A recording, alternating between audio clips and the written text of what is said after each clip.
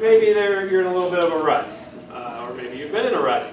So what spurred this on is I cleaned our garage out this week. And when I say our, it's not mine. I don't know, it's everybody's. But you can actually walk in the door now. You can see floor space. Unlike before, when things happened, the work, everything, there's wood, everything's piled on the floor. My son had no chance of riding his little four-wheeler in our garage. When I say four-wheeler, it goes like 2 miles an hour, and it's battery operated. It's not even a four-wheeler, but it's fun. So I take him out there. We have floor space. This is our rectangular garage, and I'm sitting here in a chair. This is me, right? Reading, because I'm like, well, I got Zeke today. What's going to happen? I put him on his four-wheeler, and here's what he does. He cruises around in one big circle. Not only does he do it once, for the next 15 minutes. Round in circles. Why? Because he can't even turn the four-wheeler. Like he can, but he doesn't have a clue how. I'm not kidding you. I'm going to brag on my kid here. He's a smiley kid. He looks at me every time around. His head's constantly turned. And he just goes in circles, and it kind of works out nice because I can read, and I know where he's at, right? I know he's not going to bump into anything. I know I don't have to get up off my chair and turn him around because he goes in a circle. Now, he has all this room of a garage to explore. All of it. Like, I didn't even have any cars in the garage, so he could technically go all over the place. But no, he's happy just going in a circle. And, but 10 minutes later, he did it, right? He turns the handlebars. He gets out of the circle and runs into the wall over here. It's okay. It doesn't go fast enough to even jolt him at all. So he runs into the wall, and then I have to get up. Right? He's not good enough and smart enough to know how to pull it back, get it facing a different way. And he gets it going a little bit, but he realizes it's a lot easier to go in circles.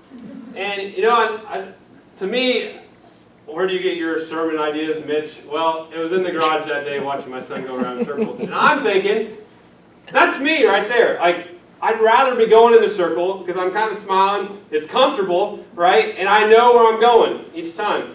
I don't really want to get out of my rut because all of a sudden I could run into a wall. Or I might break a tire going out of my rut. Or something may hurt.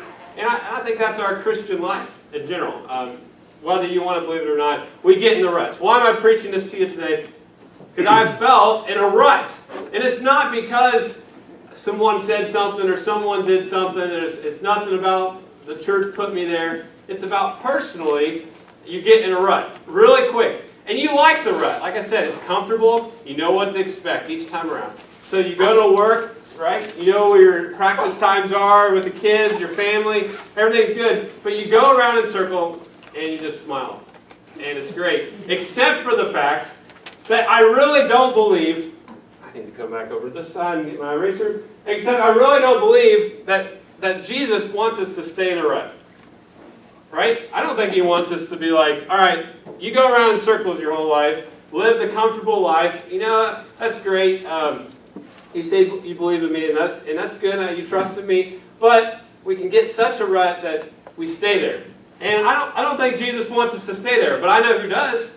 If I'm Satan over here, I'm going to put Satan next to me because he's just sitting there just smiling too because I'm in this rut, right? And Satan's like, man, as long as he stays in the rut, good news is I don't have to worry about him getting off path and reaching someone else. Why? Because he doesn't need to. He's happy where he's at. He's comfortable. He's even the pastor, right? So if I have him in a rut, he's not going to reach this person in community over here. Right? He's not going to reach this person over here because he doesn't know how to turn. And so for me, and this is the visual I got very clearly, was it's going to hurt to get out of the rut. And it might not even be popular, right? And it's tough. But it's such an adventure when you get out of your rut for Jesus. And I say that in the best way is, again, I'm preaching to myself, so if anybody gets anything out of this today, that's great, but I'm going to. I say this as in the church life, why do pastors get burnt out, right? It's because they're in that rut, and then they get comfortable. Oh, our church is making budget. We're doing good. We're offering is better than the budget. We grow by a couple of people a year maybe. So we're doing good. And everybody here, I haven't got a negative, evaluation. I haven't got any evaluation, just for the record. You guys are welcome. But I haven't got a negative one saying, hey, therefore, I'm in this rut thinking, okay, I'm good, we're doing good. But really, I look out at my neighbors, right? I look out at different people and like, am I getting out of my rut to even go say hi to them, let alone preach the gospel with my words and actions? And you know what? Because I'm not getting out to my neighbors, and sometimes the neighbors come to you. Why do I say that? This week, a youth group, I got a couple witnesses. Our door out here, we go out the door on Wednesday night, and again, I haven't even went out that door. I can teach you to shut things down and stay in your rut. The door out there had satanic symbols drew on our sidewalk, right outside the door. And I'm like, man, talk about getting out of a rut real quick. You're realizing, hey, if you're not going to go to these people, that Satan guy, he is.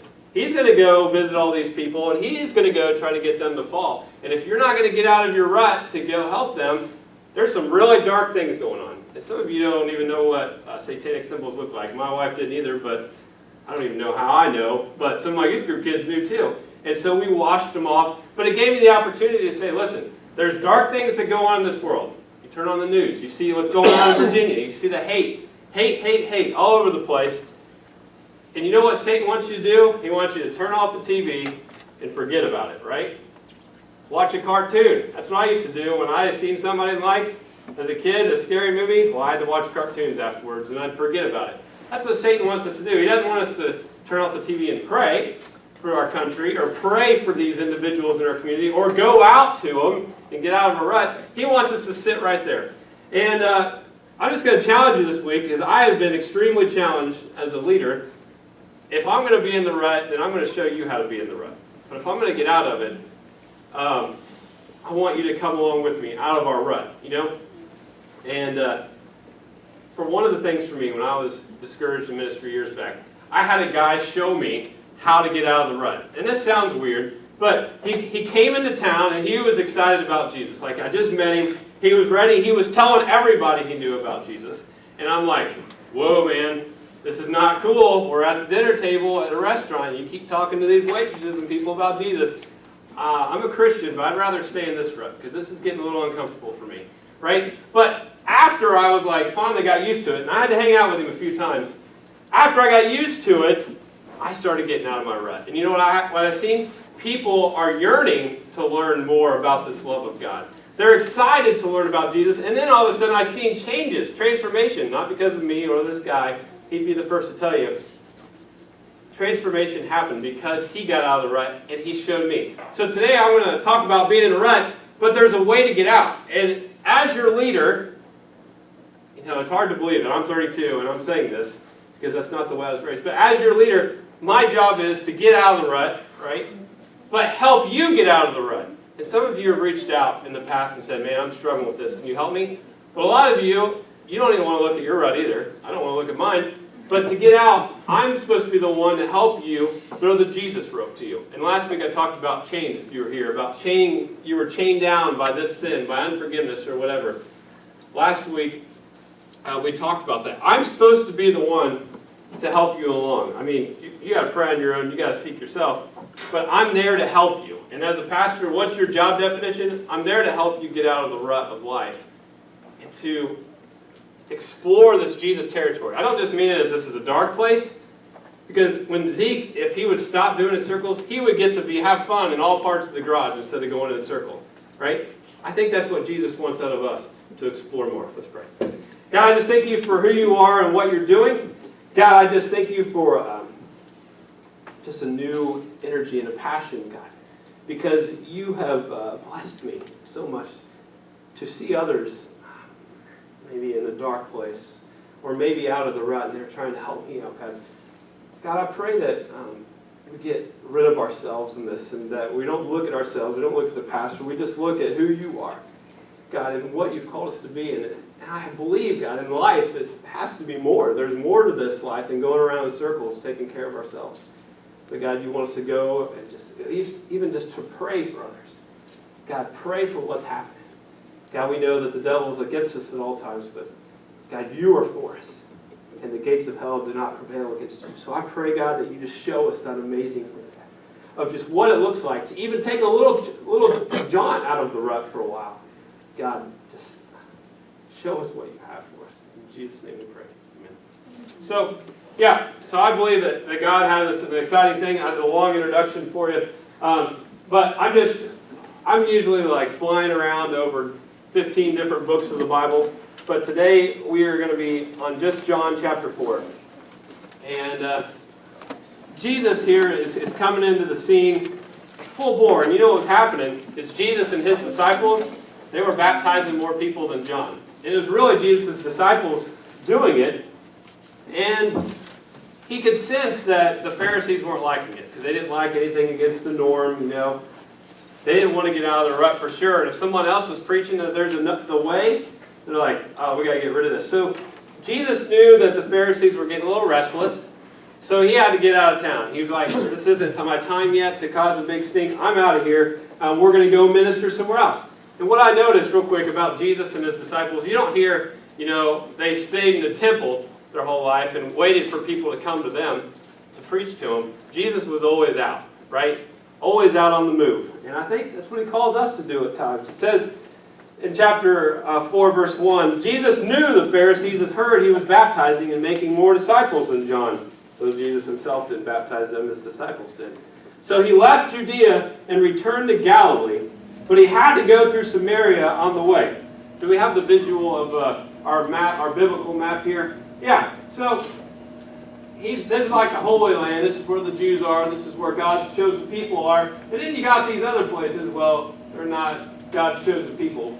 But Jesus, as you remember, he was Jesus of Nazareth.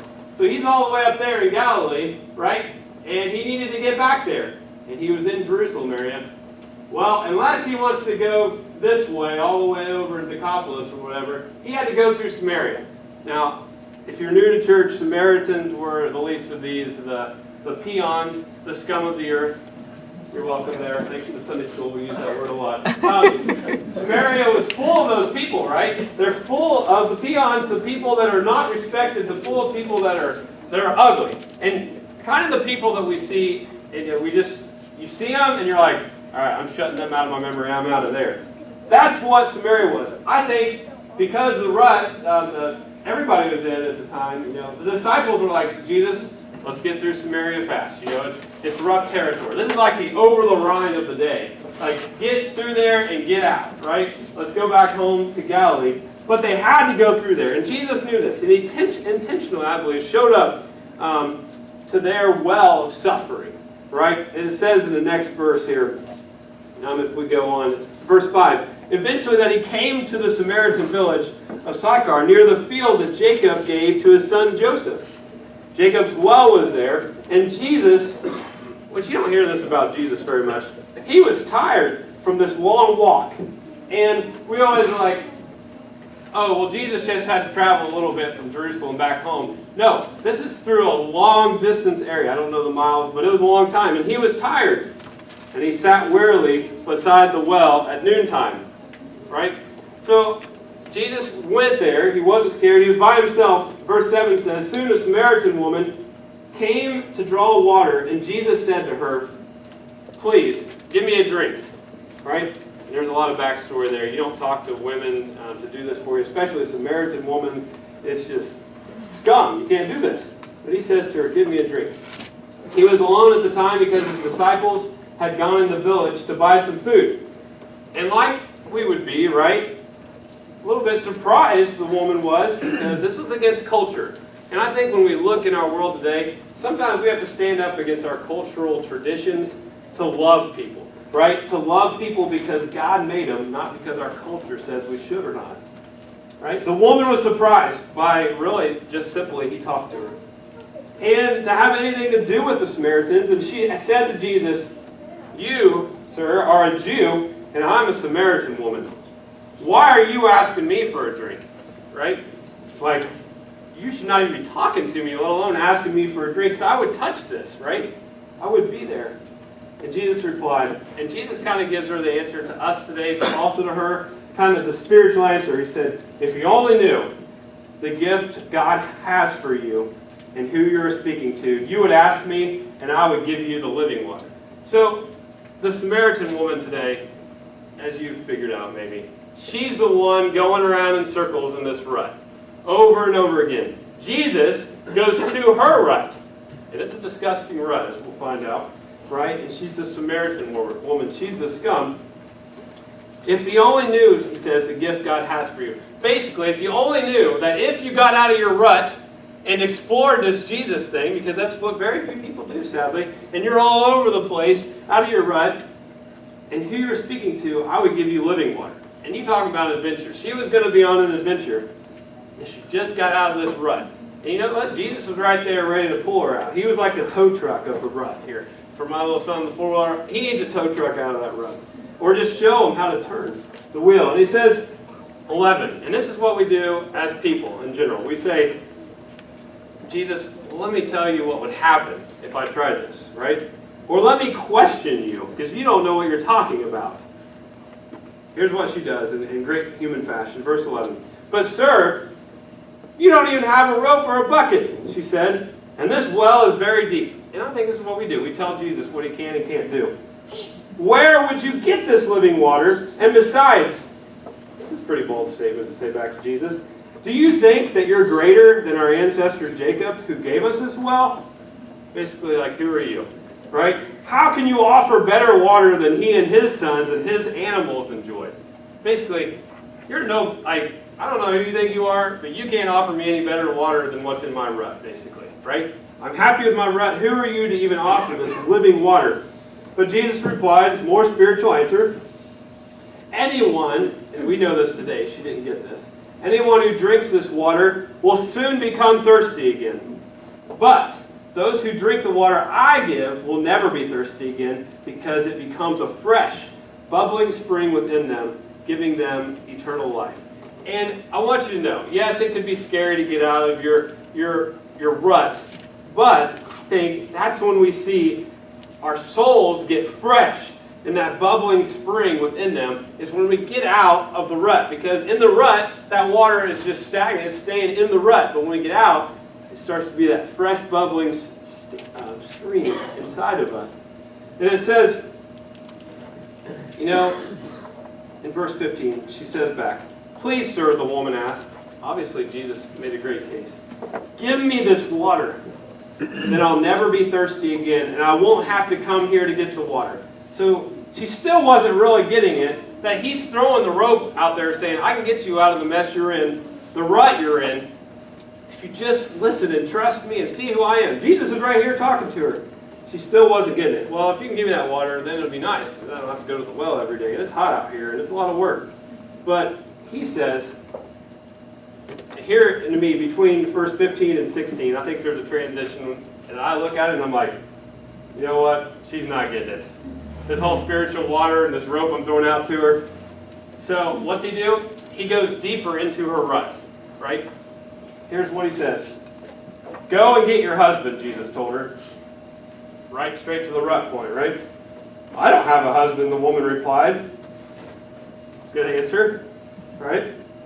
Jesus said, you're right. You don't have a husband, for you have had 5 husbands, and you aren't even married to the man you're living with now. You certainly spoke the truth. So if you didn't get it with the spiritual water, I'm the living water, he says, all right, you didn't get that part, I'm jumping into your rut, and I'm going to call you out and say, listen, you're right.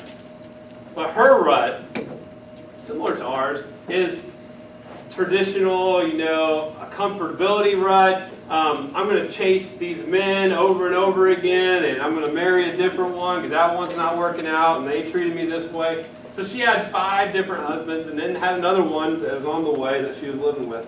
Jesus jumps into the rut.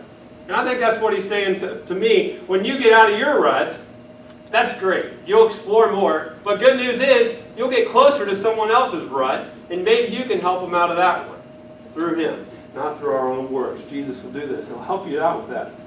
So, and then there's another transition. Like we would do, she switches the topic. Sir, the woman said, you must be a prophet.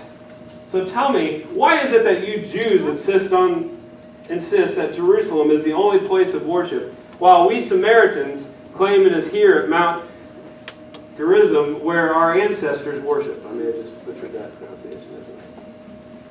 So she switches off her attention to her and asks Jesus a question. And Jesus replied, "Believe me, dear woman, the time is coming when it will no longer matter whether you worship the Father on this mountain or in Jerusalem." Verse 22, "You Samaritans know very little about the one you worship, while we Jews know all about him. For salvation comes through the Jews. But the time is coming indeed. It's here right now when true worshipers will worship the Father in spirit and in truth." Saying, listen, it's not going to be about where you worship at. It's going to be who you worship in spirit and truth. The Father is looking for those who will worship him that way. For God is spirit, so those who worship him must worship in spirit and in truth. Very, very clear, right? The time is here now. You know, Jesus is setting it up. The woman still isn't getting it. Still running around in the circles. Her response, "I know that the Messiah is coming. The one who is called Christ." She's saying this to Jesus. "When he comes, he will explain everything to us." I don't watch The Simpsons, but you got to get the Homer moment where Jesus is like, "Seriously? I'm talking to you right here, and you're saying when Jesus comes or the Christ comes, he'll explain everything to us? That's what I'm doing." And then Jesus gives her 4 simple words, according to my translation. Jesus told her, "I am," which is hugely important also, "the Messiah.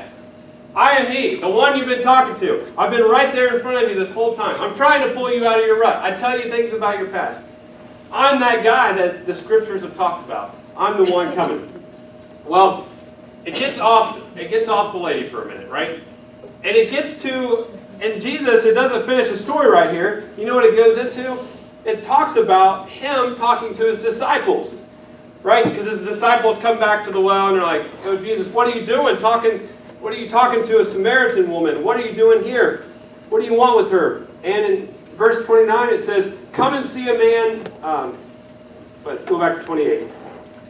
The woman leaves. And it says, she left her water jar beside the well and ran back to the village, telling everyone. That's another sermon. But she said, "Come and see a man who told me everything I ever did. Could he possibly be this Messiah?" And you know what? The people came streaming from the village to see him. We'll get in that in just a second.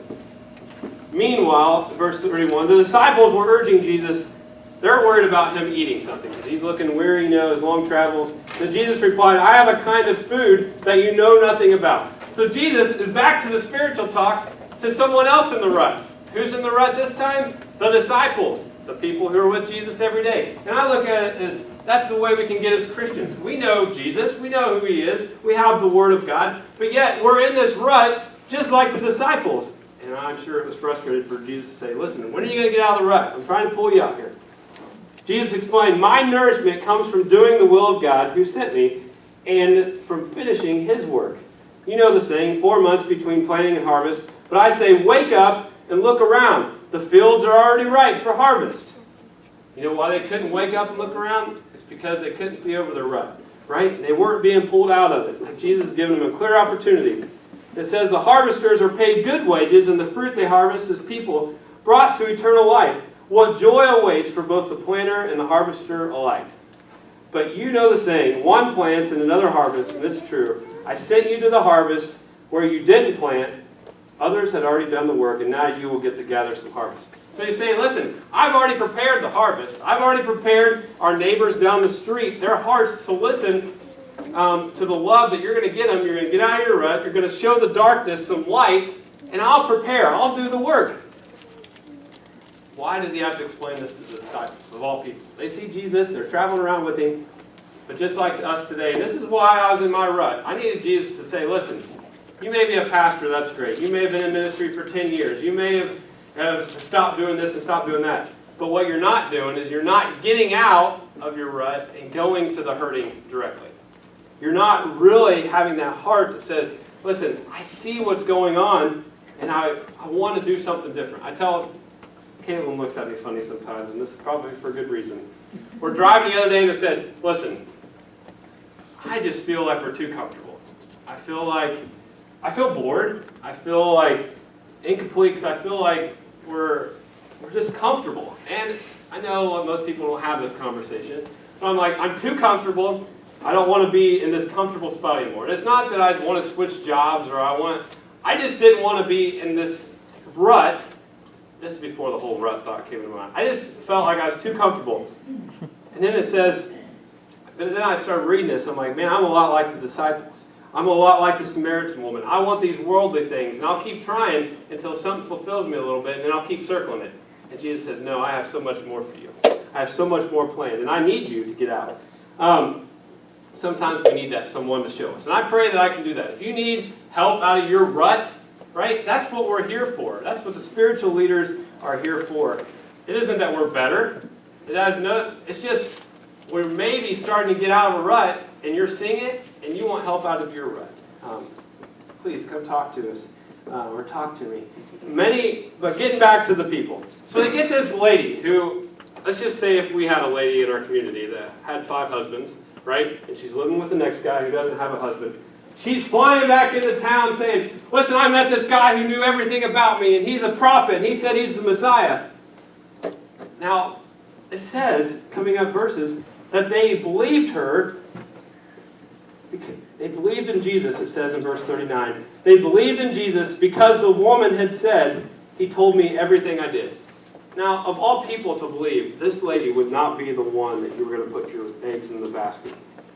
But obviously, she changed so much. The zeal about her, she got out of a rut so much that people were like, wow, I don't know what's going on with you, but I want to see it. When they came out to see him, they begged him to stay in their village. So he stayed for 2 days, long enough for many more to hear his message and believe. Then he said to the woman, then they said, the people that followed her back, now, this is our question, this is our main verse for you today. Now we believe, not just because of what you told us, but because we have heard him ourselves. And now that we know, he is indeed the Savior of the world. So you can listen to me and you can count all 52 weeks of the year. 50, I'll take a couple weeks off. All 50 weeks of the year, and it could sound good. But here's what Jesus wants from you. And he says, listen, in verse 42, do you believe because of what Mitch told you or your family member or someone else? Or do you believe because you heard Jesus yourself?